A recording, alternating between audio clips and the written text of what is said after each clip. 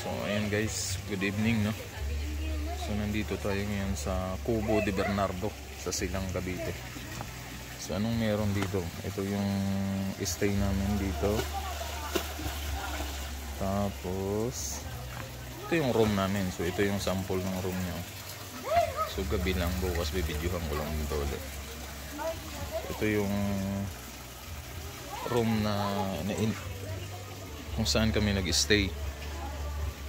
So ayan, pagpasok mo dito, ito yung gate. Gate pala, pinto. So yan yung hagdanan. So may mga room din siya sa baba. Ayan, pagpasok mo, bubungad yan, misis ko. Napakaganda. Tingin ka. Buyag. So anong meron dito sa room? So meron siyang pabuklat nga man. Ay, nangangamoy alamang ka na. So may free siyang kumot, tsaka may dalawang parang towel. So yun, ito yung room namin. Naka-cortina siya guys.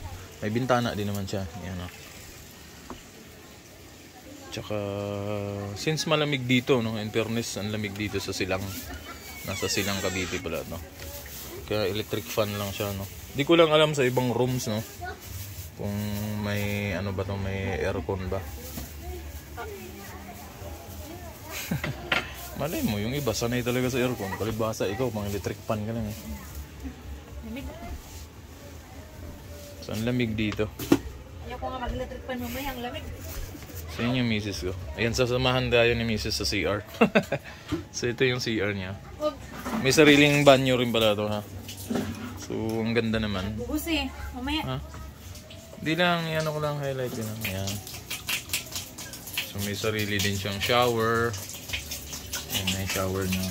Ang lamig. Ayan, may shower, may tabo. May gripo, may lababo. So ayan.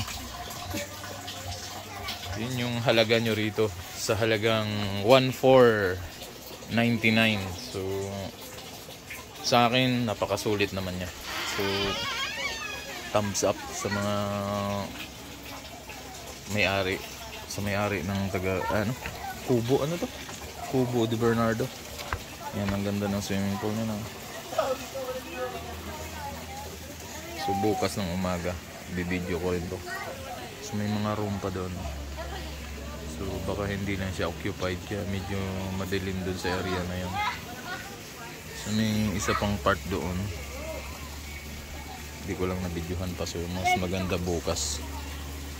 So yan, may mga kasama na kaming naka-check-in din dito ngayon na mga naliligo na.